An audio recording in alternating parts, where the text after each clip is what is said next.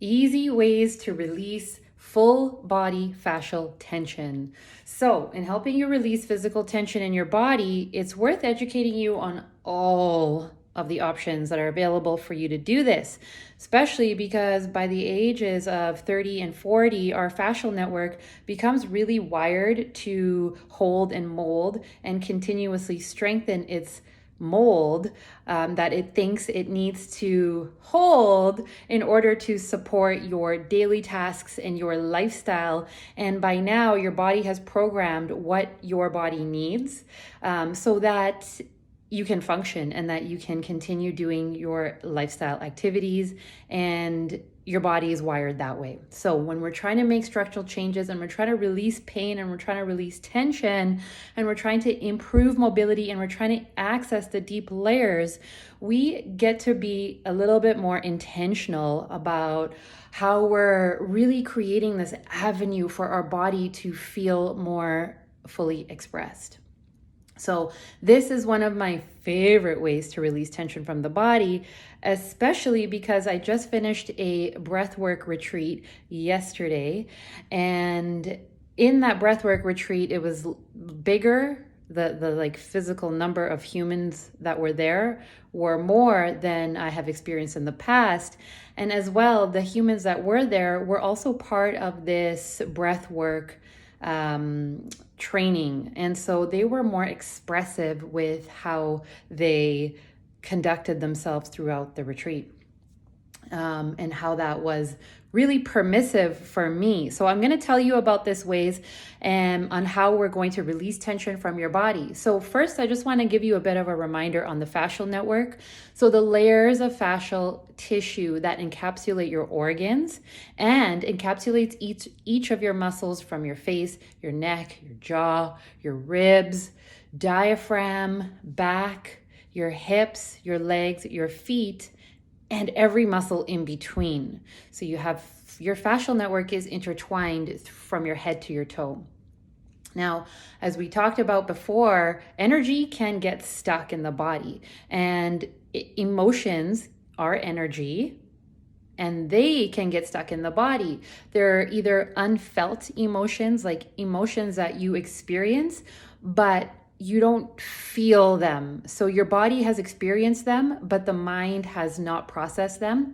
And there's also unexpressed emotions. So emotions that you feel and that you may consciously or subconsciously be aware of, but they are unexpressed. So they're, either ruminating or they're living somewhere in your psyche. And these just kind of tuck themselves away into the fascial layers. So like I mentioned in the week 1 video, if you haven't listened to it, please go back and listen, that some of us feel a lot throughout the day. We feel deep, we feel others pain, we feel our bodies are in constant communication with the energies around us. And since we don't always get to sort through those feelings and emotions, they just tuck themselves away into the body. Okay, so what we get to do when we're trying to restructure the body, release tension, reconnect with our deeper layers, release the fascial network, is we get to be intentional on how to move that stuck energy throughout the body. Okay, we're going to transmute that stuck energy that's presenting as some sort of a tightness and a holding. We get to transmute it throughout the body. And the way that I'm going to go over is going to be so easy and you're going to love it. I personally love it because I live alone, so I can use my voice and make all these different various kinds of sounds. But there are ways for you to do it as well if you don't live alone. So there is a woman by the name of Carolyn Myss. And in her work, her studies have found direct correlations, backed up by science, that imbalances or unexpressed truths and feelings live in the body. And eventually it creates such a stagnancy or overactivity that it manifests as a dis-ease. Now, there's tons of studies and findings in medicine to support this, that unexpressed truths and unexpressed emotions live in the body. They live in the fascial tissues, but those studies are not funded because the pharmaceutical agencies don't really want to fund studies that say expressing your truths and transmitting stuck energy is going to help you heal, right? So we don't often get to hear about this information as much as we would be benefiting from. So in researching fascial work and injury rehab and long-term healing, I too have found it extremely relevant and much needed to transmute general energy throughout the body. I personally have been through a big injury where I broke my femur, which is the biggest bone in your body, and have a metal rod in there. And for many months, 8 to be exact, I couldn't walk. I was on crutches, even that hurt. I was dizzy. And, when I slowly started to learn how to walk again, it was a lot emotionally and physically. And I could start to feel that my urge to want to just move past this and just recover already. I was not allowing myself to be in the space to experience all the grief that my body and that myself was experiencing. And over time, I eventually got to go through some healing practices that allowed me to transmute energy from my stuck hip. And I did it using my voice and using these techniques that we are using today. Okay, so it's so simple to do. Now, what you're going to do is incorporate loud sighs. Okay, we're going to start using our voice. Our voice is energy, and any voice that comes authentically out of you is transmuting energy. And we want this to be free. We don't want to judge it. We want it to be as long or as short as it needs to be, wants to be, feels safe to be, whatever it is. There's no right or wrong. You really can't screw it up. But I just want to get you guys comfortable to start transmuting your vibrations through your body. So we're going to use our diaphragm. We're going to use our throat. Now, this is how it might sound. It might sound like loud sighs. When I first started doing this, when I put my head on the pillow every night, it was accompanied with a loud sigh, like a sigh of relief, a sigh of rest. And this also communicates with the brain and the body, those vibrations. The body's like, oh, she made the sound. It must be time to start down regulating the nervous system and to really start to just drop in. And the nervous system and the fascial network no longer has to be on guard. So you can do this at any time. You can do this in your car, when you get in. You can do this if you've just dropped somebody off. You can obviously do this in the shower, in your bed, and at any point you can. And so we're going to go through a few of them together here. So this is how they're going to sound. And even if you're not necessarily doing it right now, if you're not able to, I just really want you to connect with that feeling in your body of what it would be like just to transmute and what effect that does on your fascial network. Okay, so we're going to just take a deep, gentle breath in. So,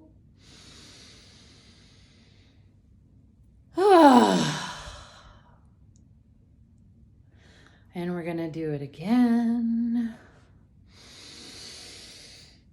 I still feel, I don't know if you can hear it, but I still feel like there are aspects that are holding. Okay, maybe that's just me. I'm really in tune with my voice and the sounds that come out. And also I can feel in my body that I'm holding back. But you know what? I'm going to keep doing it. Sometimes I drop into a straight up forward fold. Like I just tip over from my hips and it's just like a...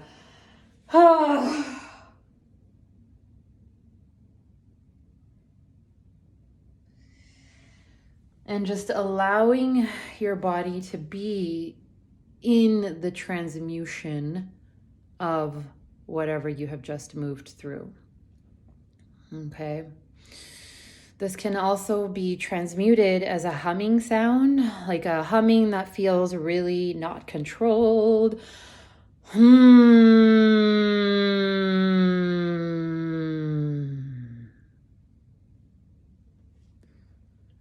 And as you continue doing it, finding a more restful position for this avenue just to be and just to transmute.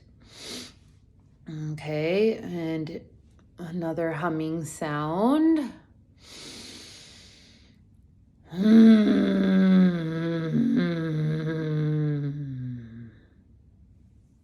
And whatever sounds come out, those are just examples. Yours can sound very different.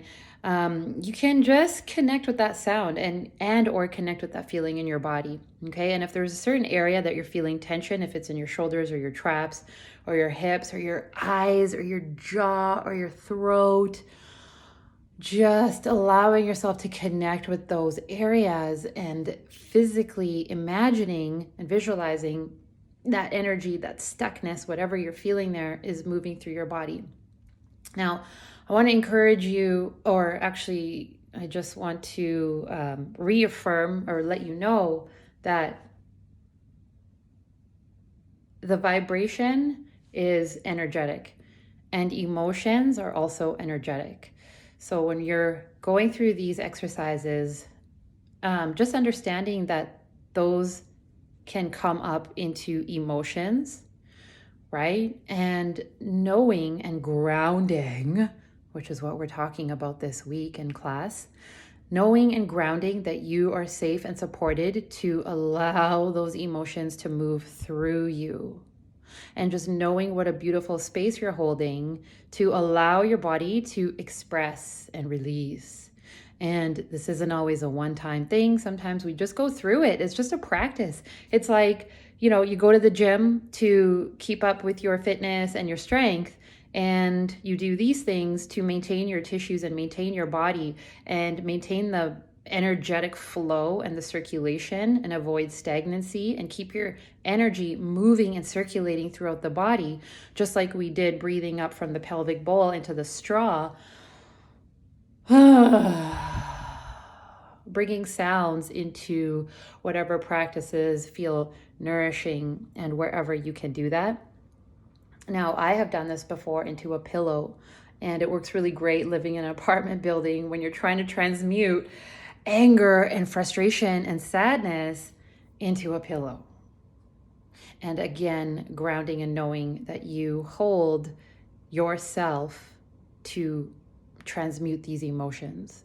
And if you feel like you need support, reaching out to someone, I'm always available here. But if you want to reach out to someone that you feel like is going to support you through this, or is just going to help you transmute, or you want to share, that's another beautiful thing about using your voice, is transmuting emotions through the words that come out of your mouth and sharing and talking about it. And ideally you're doing it in a space where it's received. And before you go through that extra mile of sharing with someone, just really holding yourself before, like you can have a pep talk with yourself before, if you are sharing and expressing to something or somebody that could potentially have an impact on what happens after, like an opinion, and almost detaching yourself from the opinion and knowing that you are allowed to release and express and transmute. Okay. So I hope that helps here. We're going to do one last breath together. And again, if you haven't listened to the video from last week, please go listen to it. This week we were talking about grounding. What does grounding mean to you? What does it feel like to be grounded? What is that? Are you grounded in your emotions? Are you grounded in your opinions? Are you grounded in your abilities? Are you grounded in your time management? Are you grounded in your emotions and how you feel? Are you grounded in your rituals and those practices that you've set up? That's part of supporting yourself. So when it comes time to really go through with these rituals and practices, are you a full body yes? Are you showing up for all of the things, whether small or big, whether they're free or expensive? Are you showing up? Are you fully allowing yourself to be ready to pave the avenue for healing and transmutation and expansion and freedom, physically, mentally, emotionally, mind, body, spirit? One last breath to close this off. Okay, that wasn't it, but I do this a lot. Here we go. Let's do this. Deep breath in, and if you can't feel me, and if you can't do this, you're just feeling your own body. Here we go. Perhaps lifting up from the pelvic bowl, whatever feels free. Allowing yourself to express.